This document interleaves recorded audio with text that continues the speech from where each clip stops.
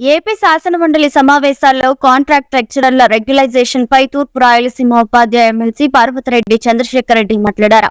గత ప్రభుత్వం GO 114 తీసుకువచ్చిందని, GO ప్రకారం ప్రభుత్వ జూనియర్ కళాశాలలు, డిగ్రీ కళాశాలలు, పాలిటెక్నిక్ కళాశాలల్లో పనిచేస్తున్న 3618 మంది కాంట్రాక్ట్ లెక్చరర్లు రెగ్యులర్ కాలేకపోయారని తెలిపారు.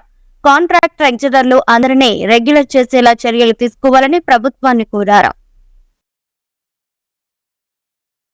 చంద్రశేఖర్ రెడ్డి గారు. నమస్కారం అధ్యక్ష.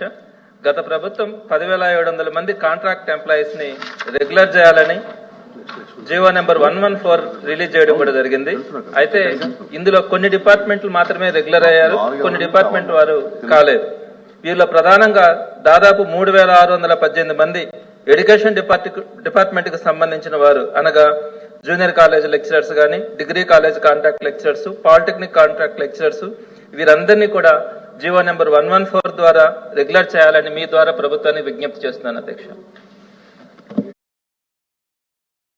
మరెన్నో వీడియోల కోసం మా ఛానల్ ని సబ్స్క్రైబ్ చేసుకుని పక్కనే ఉన్న బెల్ ఐకాన్ ని క్లిక్ చేసి యాక్టివేట్ చేసుకోండి.